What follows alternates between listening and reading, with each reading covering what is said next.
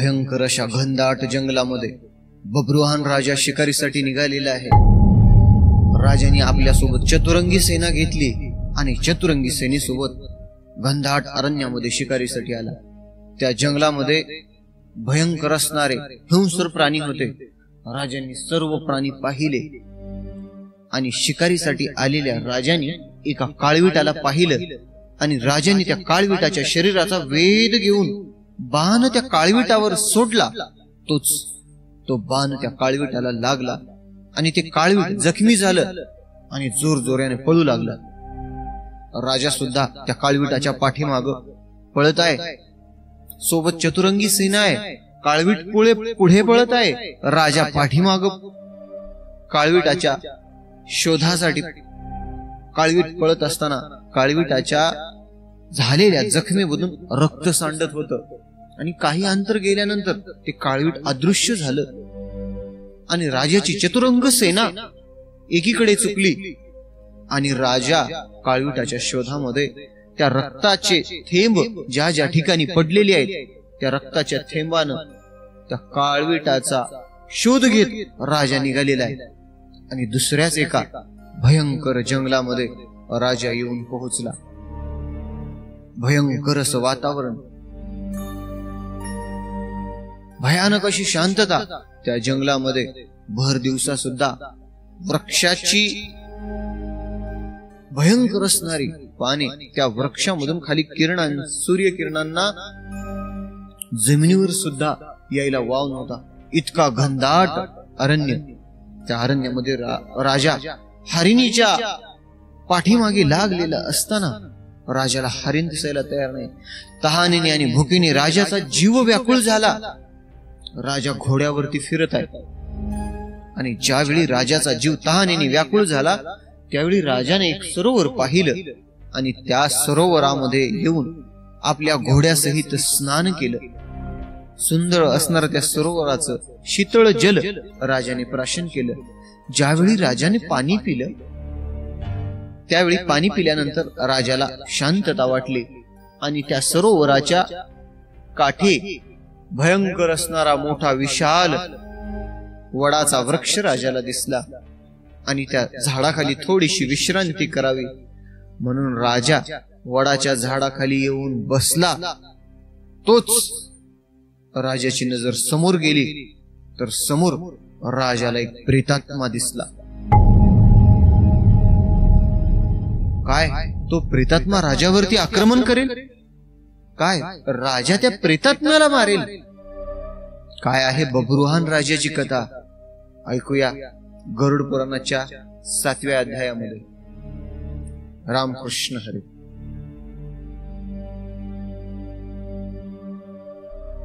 सच्चिदानंद रूपाय विश्वोत्पत्त्यादि Hathaway तापत्रय विनाशाय श्रीकृष्णाय वयं नमः. मुखं करोति वाचाल पंगुं लंघयते गिरि यत्कृपातमहं वंदे परमानंद माधवा. भगवंताला श्रवण करून भगवंताचं स्तवन करून कथेला सुरुवात करूया. गरुडजी भगवान श्री विष्णूंना विचारत आहेत. भयंकर अशा या यमदूताचं त्या प्रेतात्म्याला मारलेलं वर्णन, भयंकर अशा नरकाचं वर्णन, त्या वैतरणी नदीचा प्रवास, हे सगळं वर्णन ऐकून गरुड पिंपळाच्या पानाप्रमाणे चळचळ चळचळ कापू लागला. सूतजी शौनकादिकांना सांगत आहेत आणि भीतीने थरथर कापत असणारा गरुड भगवंतांना लोकहिताच्या कल्याणासाठी एक प्रश्न विचारतो. ऋषीगण तुम्ही ऐका, सूतजी सांगत आहेत. भगवंतांनी गरुडाला सांगितलं, जे जे प्रश्न विचारले होते ते सांगितलं, परंतु गरुडाच्या मनामध्ये एक प्रश्न निर्माण झाला. गरुडाने विचारलं, भगवंता शब्द, स्पर्श, रूप, रस आणि गंध या 5 विषयांना भुललेला मनुष्य आहे आणि एका एका विषयाला भुललेली प्राणी. जर त्यांचं संपूर्ण आयुष्य त्या विषयामध्ये संपून गेलं तरी त्यांना कळत नाही, तर 5 विषयांनी युक्त असलेले मनुष्य कधी कळत न कळत त्यांच्या हातून पाप घडतं. भगवंता, ज्यावेळी मनुष्याच्या हातून नकळत पाप घडतं किंवा जाणीवपूर्वक घडतं, त्या पापाचं काही प्रायश्चित्त आहे का? आणि जीवात्म्याची, माणसाच्या देहाची मुक्ती कशी होते ते मला सांगा.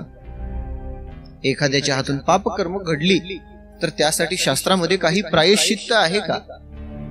त्यावेळी भगवंत सांगतात, हे पक्षीश्रेष्ठा गरुडा, जगाच्या हितासाठी, जगाच्या कल्याणासाठी तू जो हा प्रश्न विचारला आहेस तो सगळ्यांसाठी उत्तरदायी ठरणार आहे. सगळ्यांना आपल्या मनामध्ये असलेल्या प्रश्नाचं समाधानकारक उत्तर देणार आहे. तर ऐक, भगवान श्री विष्णू सांगतात, ज्यावेळी मनुष्याच्या हातून कळत किंवा न कळत पाप कर्म घडतात आणि काही काळानंतर मनुष्याला वाटतं की आपल्या हातून पाप कर्म घडलेले आहेत, आणि ज्यावेळी त्याला प्रायश्चित्त होतं त्या पापकर्माचं, त्यावेळी भगवंत सांगत आहेत, गरुडा, माणसाची मुक्ती कशी होते? जे निपुत्रिक आहेत, निपुत्रिकांची मुक्ती होत तर नाहीच, परंतु ज्यांना पुत्र आहे, जे धार्मिक आहेत, त्यांची मुक्ती कशी होते ते ऐक. पुम नावाचा नरक आहे, पुम नावाच्या नरकापासून मुक्ती मिळते म्हणून त्यांचं नाव ठेवलेलं आहे पुत्र. आणि पुत्राच्या दर्शनाने, पुत्राच्या स्पर्शाने माणूस ऋणामधून मुक्त होतो. ज्यावेळी माणूस जन्माला येतो त्यावेळी त्याच्यावरती 3 ऋण असतात. पहिलं ऋण असतं भगवंताचं, देव ऋण. ज्या भगवंताने एवढा सुंदर असा नरदेह दिला, देह एवढा सुंदर, म्हणजे भजन करण्यासाठी दिलेला भजना गोमटा. पहिलं ऋण आहे देवाचं, देवानी सुंदर नरदेह दिला. दुसरं ऋण आहे ऋषींचं. ज्या ऋषींच्या सत्कर्मामुळे, ज्या ऋषीच्या पुण्याईमुळे या पृथ्वी तलावरती सगळे आज आनंदाने खात आहेत. जे यवनांचं राज्य होतं, साधू संतांच्या पुण्याईमुळे, ऋषीवर्यांनी त्यांनी जे जप केलं, तप केलं, त्यांनी जे यज्ञ कर्म केलं, त्या कर्माचं, त्यांचं सुद्धा ऋण दुसरं आपल्यावरती आहे. आणि तिसरं ऋण आहे पित्राचं ऋण. जे आजी आजोबा, जे पंजोबा आपले जे मरण पावलेले असतात का, त्यांचं ऋण आपल्यावर काय? कारण आयुष्यभर कष्ट करून त्यांनी एवढी संपत्ती कमावली. तुम्ही आज त्या संपत्तीचा उपभोग घेतात. तुम्ही आज ती संपत्ती तुमच्या स्वतःच्या सुखासाठी वापरत आहात. त्या संपत्तीपासून तुम्हाला सुख प्राप्त होत आहे आणि त्या संपत्तीमुळेच तुम्ही आबादान खात आहात. मग त्या पित्रांनी कमवलेली ती संपत्ती आहे आणि त्या संपत्तीचं तुमच्यावर ऋण असल्यामुळं त्या ऋणातून तुम्हाला मुक्त व्हावंच. तिन्ही प्रकारच्या ऋणातून माणूस ज्यावेळी मुक्त होतो आणि ज्यावेळी नामस्मरण करतो त्यावेळी भगवंतावरती सुद्धा त्या नामस्मरणाचं ओझं होतं. या ऋणातून मुक्त होण्यासाठी भगवंता काय करावं लागतं? त्यावेळी भगवंत सांगतात, कर्मधर्म संयोगाने जर पुत्र प्राप्त होत नसेल तर दैव योगाने, दैव गतीने पुत्र देवाला मागून घ्यावा. भगवंत सांगतात, ज्यावेळी पुत्र आपल्या पित्राचं पिंड दान करतो, आपल्या आजोबाचं, आपल्या पित्याचं, ज्यावेळी पुत्र पिंड दान करतो का, पिंड पाडतो का, त्यावेळी ते पितर यांच्या ऋणातून मुक्त होतात. आणि या पिंड पाडल्यामुळं ते वर सुखी राहतात. मग हे पिंड पुत्रांचंच कर्तव्य आहे, पुत्रांनीच हे पिंडदान द्यावं. आजोबा, वडील मरण पावल्यानंतर किंवा आपले जे कोणी नातेवाईक आहेत, पूर्वज आहेत, मरण पावल्यानंतर त्यांचं पिंड अवश्य पाडावं. नाहीतर त्यांनी जर श्राप दिला, त्यांना जर पिंड भेटलं नाही, तर ते खाल्या जीवांना शांतीनं सुखानं अजिबात खाऊ देणार नाहीत. आणि त्यांचा लाभलेला श्राप, पित्राचा जर दोष लागला तर घरामध्ये शांती राहत नाही. पितृदोषामुळे कोणाला सुख लाभत नाही. त्यामुळं गरुडा, पुत्रांनी ज्यावेळी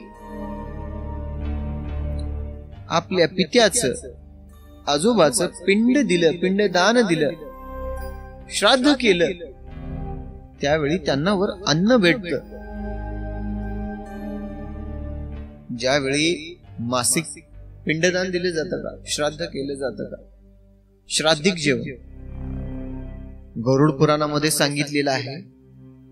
माणूस मरण पावल्यानंतर, मनुष्य असेल, स्त्री असेल, कोणीही असेल, मरण पावल्यानंतर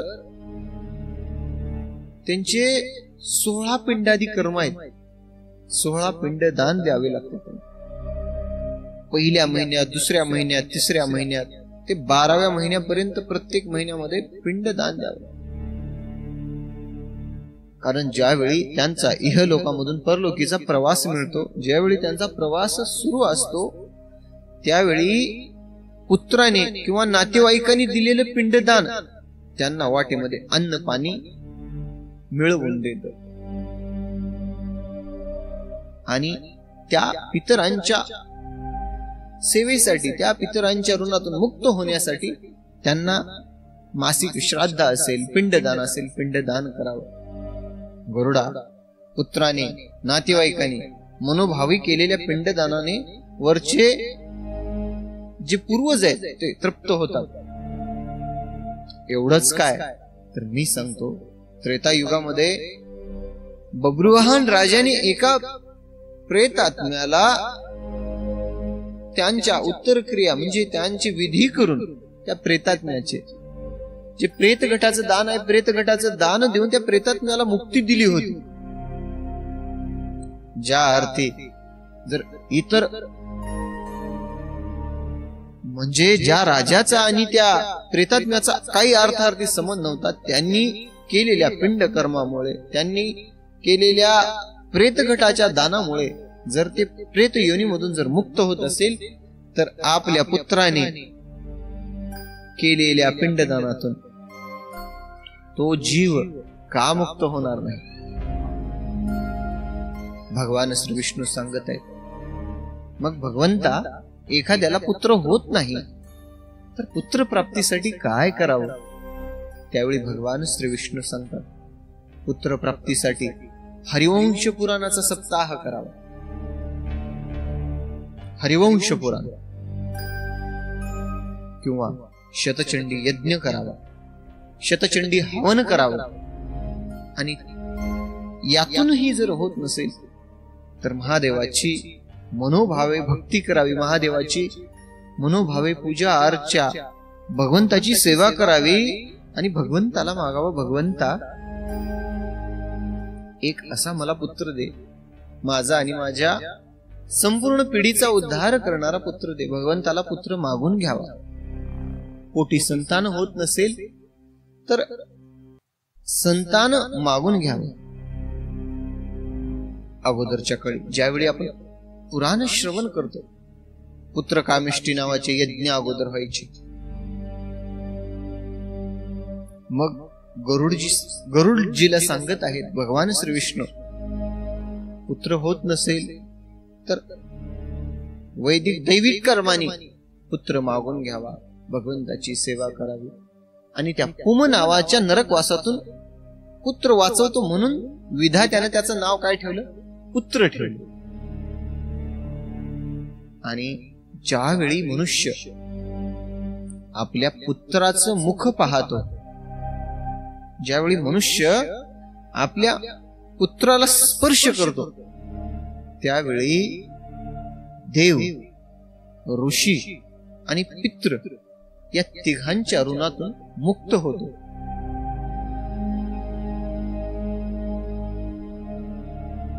आणि भगवंत पुढे सांगतात, जो पुत्राचा पुत्र आहे म्हणजे नातू, नातवाचं मुख पाहिल्यानंतर, नातवाच्या अंगाला स्पर्श केल्यानंतर संपूर्ण या देवलोकांची जी यात्रा आहे ती यात्रा पूर्ण होते. या संपूर्ण वाटेमधली जी लोक आहेत त्या सगळ्या लोकांची यात्रा पूर्ण होऊन त्या देवलोकामध्ये तो जीव जातो. आणि त्याविषयी भगवान सांगतात, गरुडा, आता ज्याला पुत्र नाही, ज्याला पोटी संतान नाही, किंवा पुढे त्याचं उत्तर क्रिया करणारा, त्याची दशविधी करणारा, त्याचं पिंड पाडणारा कोणी नाही, त्यांनी काय करावं, त्यांचा कसा उद्धार होईल, त्याविषयीची मी कथा सांगतो. त्रेतायुगामध्ये बब्रुवाहन नावाचा राजा अतिशय न्यायप्रिय राजा होता. आपल्या राज्यामध्ये आपल्या प्रजाजनांचं रक्षण आपल्या पोटच्या बाळाप्रमाणे करणारा राजा बब्रुवाहन. वेद, हवन, ब्राह्मादिक जे कर्म आहेत, कर्म करायचा आणि राजाचं राज्य अतिशय सुव्यवस्थित सुरू होतं. अगोदरच्या राजा महाराजांना शिकार करण्याचा छंद होता आणि एके दिवशी राजा आपली चतुरंगी सेना घेऊन शिकारीसाठी गेला. भयंकर अशा घनदाट अरण्यामध्ये ज्यावेळी राजा शिकारीसाठी आला त्यावेळी राजाने हिंस्र प्राणी भरपूर पाहिले आणि राजाची नजर एका काळविटावर पडली. राजाने बाण सज्ज केला आणि भात्यामधला तीर काढून राजाने बाण सज्ज करून हरिणीच्या त्या काळविटाच्या शरीराचा वेध घेऊन राजाने ज्यावेळी ओढून बाण सोडला त्यावेळी तो बाण थेट काळविटाला जाऊन लागला आणि त्या काळविटाला बाण लागलेल्या जागी जखम झाली आणि ते काळवीट धावू लागलं. बाण सुद्धा लागलेला आहे परंतु ते धावते. राजाची चतुरंग सेना राजाच्या सोबत आहे. राजा त्या काळविटाच्या पाठीमागे धावत आहे आणि चतुरंग सेना धावत आहे. धावत धावत धावत धावत राजाने आपला घोडा फास्ट चालवला आणि घोडा पळवत पळवत पळवत राजा काळविटाच्या पाठीमागे आहे आणि चतुरंग सेना राजाची चुकली आणि राजा दुसऱ्याच एका भयंकर घनदाट अरण्यामध्ये येऊन पोहोचला. मार्गाने येत येत येत असताना भयंकर अशा त्या निर्जन जंगलामध्ये भर दिवसा सूर्यकिरण खाली जमिनीवरती पडायला तयार नाही. भयंकर असा काळोख अंधार त्या जंगलामध्ये पसरलेला आहे आणि राजाची नजर एका सरोवरावरती पडली. तहानीने आणि भुकेने व्याकुळ झालेला राजाचा जीव, राजाचा देह. राजाला तहान लागल्यामुळे राजाने आपल्या घोड्याला त्या सरोवरामध्ये गाठलं आणि घोड्यासहित स्नान त्या सरोवरामध्ये केलं. घोड्याला बाहेर काढून घोड्याला एके ठिकाणी बांधला आणि त्या सरोवरामध्ये जाऊन शीतळ असं जल राजाने प्राशन केलं. ज्यावेळी राजाने पाणी पिलं राजाला शांत वाटलं. आत्मा राजाचा तृप्त झाला आणि त्यावेळी राजाला एक भला मोठा वडाचा वृक्ष दिसला आणि क्षणभर त्या वडाच्या झाडाखाली विश्रांती घ्यावी म्हणून बब्रुवाहन राजा ज्यावेळी वडाच्या झाडाखाली येऊन बसला, असा बसलेला असताना राजाने समोरच असं पाहिलं तर अचानक राजाची नजर समोर असलेल्या प्रेतात्म्यावर गेली. भयंकर असा प्रेतात्मा, विद्रूप रूप आहे, जटा वाढलेले आहेत आणि क्षणभर राजाला आश्चर्य वाटलं आणि या राजाला पाहून त्या प्रेतात्म्याला आश्चर्य वाटलं. भयंकर अशा निर्जन वनामध्ये आजपर्यंत मी कोण्या मनुष्याला पाहिलं नाही तिथे या ठिकाणी हा राजकुमार, हा राजा आलेला आहे. त्या प्रेतात्म्याला राजाला पाहून नवल वाटलं आणि राजाला त्या प्रेतात्म्याला पाहून नवल वाटलं. ज्यावेळी राजा प्रेतात्म्याकडे पाहून राजा घाबरला नाही. प्रेतात्मा हळूहळू राजाच्या जवळ येऊ लागला आणि त्यावेळी राजा विचारतो. राजाने हात जोडले आणि राजा म्हणतो, महाराज आपण कोण आहात आणि आपल्याला ही प्रेत योनी कशी काय प्राप्त झाली? काय आहे आपल्या जन्माची पूर्वकथा, ज्या योगे तुम्हाला या प्रेत योनीमध्ये, या जंगलामध्ये भटकावं लागत आहे? त्यावेळी तो प्रेतात्मा राजाला बोलू लागला, राजा तुला पाहून माझी जी ही प्रेत योनी आहे मला समाधान वाटलं आणि तुझ्या योगी माझी या प्रेत योनीतून मुक्तता होईल असं मला वाटत आहे राजा. त्यावेळी राजाने हात जोडला आणि हात जोडून राजा म्हणतो कसा, हे प्रेतात्म्या, तुझ्यासाठी काय करावं लागेल जेणेकरून या प्रेत योनीतून तुझी मुक्तता होईल? मी काय करू तुझ्यासाठी? आणि या योनीमध्ये येण्यामागचं काय तुझे कर्म आहेत ते मला सांग. ज्यावेळी आणि या प्रेत योनीतून मुक्ती कशी मिळेल? त्यावेळी तो प्रेतात्मा राजाला बोलतोय, महाराज आपण जगाच्या कल्याणासाठी हा जो प्रश्न विचारलेला आहे, जे जीव अर्धवट आपलाच आत्मघात करून मरण पावतात किंवा कुठल्या तरी अनैसर्गिक मृत्यूमुळे मरतात, ते प्रेतात्मे होऊन भटकू नयेत. किंवा जर एखादा जीव प्रेतात्मा होऊन जर भटकत असेल तर त्यांची मुक्ती कशी करावी? प्रेतघट कसं करावं? प्रेतघटाचं दान, त्याच्याविषयी काय महिमा नाही ते मला सांगा. त्यावेळी तो प्रेतात्मा राजाला बोलतो, राजा जगाच्या कल्याणासाठी विचारलेला हा तुम्ही प्रश्न, त्याचं उत्तर आहे काय? आणि मी माझ्या जन्माची कथा सांगतो की मला ही प्रेत योनी प्राप्त कशी झाली, कशामुळे मला हा निर्जर या वनामध्ये मला फिरावं लागत आहे, त्याविषयीचा वृत्तांत सांगतो. त्यावेळी तो प्रेतात्मा राजाला बोलत आहे, विदिशा नावाचं नगर आहे, अतिशय सुंदर नगर आहे आणि त्या नगरामध्ये सगळे जे नगरवासी आहेत देवादिक कर्म करणारे आहेत, देवाला मानणारे आहेत आणि कर्म मार्गाचा अवलंब करून चालणारे आहेत. कर्माचा सिद्धांत, कर्मसिद्धांत सांगायचा झाला असा तर तुम्ही चांगले कर्म करा किंवा वाईट, तुम्ही केलेल्या कर्माचं कर्म फळ तुम्हाला भोगावंच लागेल. चांगले कर्म करा किंवा वाईट कर्म, दोन्हीपैकी कुठल्याही कर्माचं फळ हे भोगावंच लागतं आणि ते फळ भोगल्याशिवाय या देहाला मुक्ती नाही. हा कर्मसिद्धांत आहे, कर्मकांड आहे. विदिशा नगरामधले सगळेच्या सगळे लोक आपापल्या संसारामध्ये मग्न, भगवंताची होईल तितकी सेवा करायचे, भगवंताची पूजा अर्चा, प्रपंच करायचा, परमार्थ करायचा. आनंदाने नगर चाललेलं होतं आणि माझं सुद्धा नाव राजा सुदेव आहे आणि मी वेदकर्म हे करायचे, देवकर्म वेदकर्म करायचे, पूजा अर्चा करून मी दान धर्म केले. साधू महात्म्यांना, दुःखी दीन जनांना, याचकांना मी अपार दान धर्म केले. मी ब्राह्मणांना सुद्धा दान दिले आणि मी चांगले कर्म केले.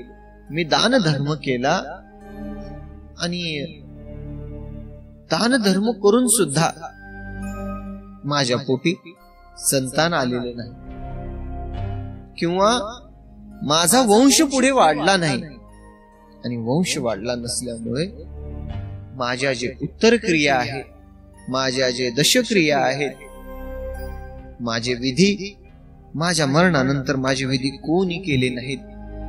आयुष्यभर दान धर्म करून सुद्धा मी या प्रेत योनीमध्ये आलो. माझी उत्तर क्रिया कोणी केली नसल्यामुळं मला ही प्रेत योनी प्राप्त झाली. राजा, माझे कर्म सिद्धांत चांगले होते, माझे कर्म चांगले होते, परंतु माझ्या पुत्राने, मला पुत्रच झाला नव्हता किंवा माझ्या पोटी संतानच झालं नव्हतं. ज्यांनी माझी पुढे उत्तर क्रिया, उत्तर विधी केले नाही आणि माझी अंत्यविधी केल्या नसल्यामुळं मला ही प्रेत योनी प्राप्त झाली. आणि त्यावेळी राजाने विचारलं, प्रेतात्म्या, तुझी अंत्यविधी केलं नसल्यामुळं, तुझ्या जे विधी आहे ते विधी केले नसल्यामुळे तुला हे प्रेत योनी मिळालेली आहे. मग मी आता काय करू जेणेकरून तू या योनीमधून मुक्त होशील? त्यावेळी तो जीवात्मा हात जोडून म्हणतो, प्रेतात्मा, महाराज, आपण राजा आहात आणि राजाचं कर्तव्य आहे आपल्या प्रजाजनामध्ये कोणी जर निपुत्रिक असेल किंवा त्यांच्या उत्तर क्रिया करणारा पुढे जर त्यांना कोणी वाली जर नसेल तर एका राजाचं कर्तव्य आहे त्याच्या विधी करणं. आणि तुम्ही राजा या नात्यानं माझ्यावरती उपकार करा. जो नारायण बली जो विधी आहे, माझा नारायण बली विधी करून घ्या आणि प्रेत घटाचं दान द्या, जेणेकरून मी या योनीमधून मुक्त होईन. त्यावेळी राजा विचारत आहे, मग नारायण बली विधी कसा करायचा? त्या विधीचं काय विधी आहे? आणि जे प्रेत घटाचं दान आहे ते सुद्धा दान कसं करायचं मला सांग. त्यावेळी प्रेतात्मा सांगत आहे, राजा, नारायण बली विधी करण्यासाठी न्याय मार्गाने कमवलेलं धन, न्याय मार्गाने कमवलेल्या धनामधून 32 मासे सोनं घ्यावं आणि 32 मासे सोने घेऊन त्यावरती नारायणाचं या ठिकाणी छोटीशी मूर्ती तयार करावी. नारायणाची मूर्ती तयार करून एक पूजा आरंभ करावा. पूजा आरंभ करून नारायणाच्या पूर्व दिशेला श्रीधरांना ठेवावं, पश्चिमेला वामनाला ठेवावं, दक्षिणेला मधुसूदनाला ठेवावं आणि उत्तरेला गदाधर देवाला ठेवावं. मध्यभागी ब्रह्मदेवाचं या ठिकाणी स्थापना करावी आणि महादेवाची, ब्रह्मदेव आणि महादेवाची मध्यभागी स्थापना करून ज्या अर्धवदैहिक जी क्रिया आहेत ते अर्धवदैहिक क्रिया कराव्यात. आणि त्यावेळी मनोभावे भगवंताचं श्रवण करून विधियुक्त या ठिकाणी संपूर्ण पूजा अर्चा करून याचकांना जीव घालून वृक्षोत्सर्ग दान करावा, म्हणजेच वळू दान करावा. हा आहे नारायण बली विधी. आणि महाराज, माझ्यावरती अजून एक उपकार करा. माझं जे प्रेत घटाचं जे दान आहे ते प्रेत घटाचं दान तुम्ही द्या, जेणेकरून मी या योनीमधून मुक्त होईल. त्यावेळी राजाने विचारलं, सांग म्हणले, कसं द्यायचं दान प्रेत घटाचं, त्याविषयीचा विधी मला सांग. त्यावेळी प्रेतात्म्याने सांगितलं, हा विधी पृथ्वीतलावरील सगळ्या लोकांसाठी अत्यंत उपायकारक असून त्यातून जे या योनीमधून मुक्त झाले नाहीत, या देहामधून, या लोकांमधून ज्यांची मुक्ती झालेली नाही, प्रेत योनीमध्ये जे फिरत आहेत, ज्यांनी आत्मघात केला, आत्मघात करून, ज्यांनी विषप्राशन करून किंवा अन्य प्रकारे आत्महत्या केली असेल, ती प्रेतात्मे होऊन फिरतात. भयंकर अशा निर्जन वनामध्ये. त्यांच्या मुक्तीसाठी प्रेतघटाचं दान द्यावं आणि त्या प्रेतघटाच्या दानाविषयीचा विधी प्रेतात्मा राजाला सांगत आहे. ते दान कसं द्यावं?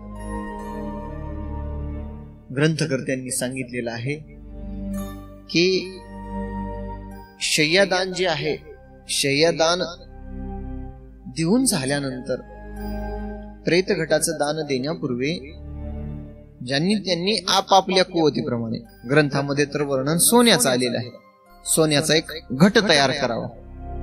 आपल्याच्याने सोन्याचा घट जर घडत नसेल, परिस्थिती जर आजकाल आता सोन्याचा घट करायचा म्हणलं तर भरपूर त्याला सोनं लागते.